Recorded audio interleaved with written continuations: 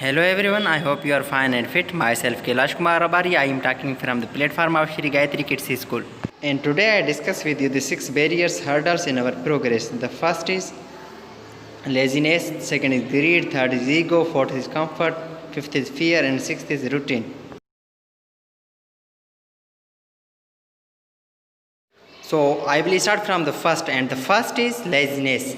It is big barrier in our progress.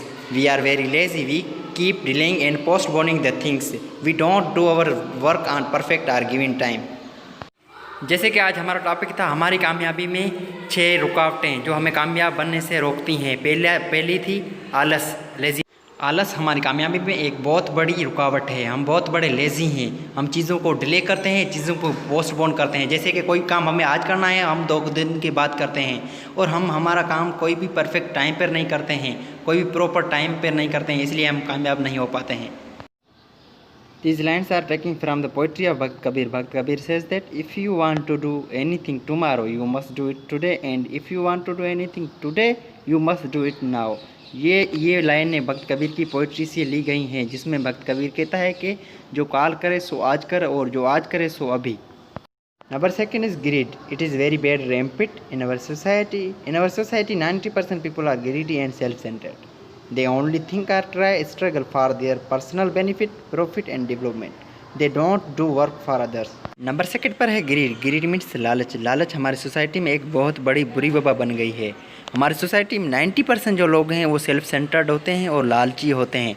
जो भी काम करते हैं, जो भी स्ट्रगल करते हैं अपने बेनिफिट के लिए, अपने प्रॉफिट के लिए, अपने डेवलपमेंट, जिससे कि अपनी बेहतरी के लिए काम करते हैं। दूसरों के लिए सोचते भी नहीं हैं और दूसरों के लिए काम भी नहीं करते हैं।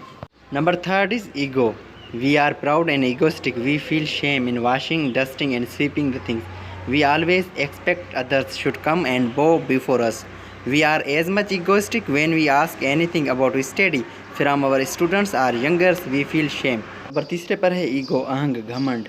हम बहुत बड़े ईगोइस्टिक हैं। हम किसी भी चीज़ को साफ़ करने में, धोने में या किसी भी चीज़ को झाड़ू लगाने में बहुत बड़ी शर्म महसूस करते हैं और हम हमेशा यही चाहते हैं कि दूसरे आगे आएँ हमारे और झुक और काम करें। ये तो छोड़ो, हम अपने किसी भी छोटे से कोई भी चीज़ सीखने से, पढ़ने से बहुत बड़ी शर्म महसूस करते हैं, क्योंकि ये वो छोटा है, हमसे छोटा है और हम उससे क्यों सीखें। ये बहुत बड़ी घमंडी बात है।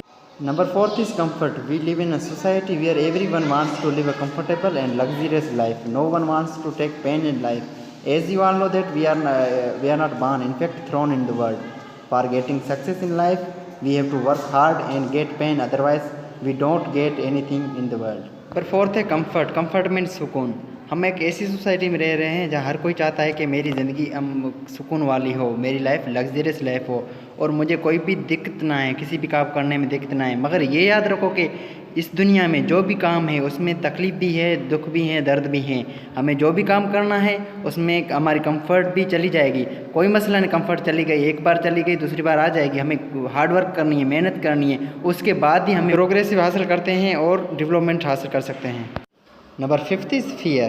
We always fear others. We are not living the life of our own. We are living for others. What will people say is the biggest fear in our mind. Whereas the fact is that people don't have time to think about us. Number fifth पर है fear. Fear means घबराना या डरना. हम हमेशा दूसरों से घबराते हैं और डरते हैं।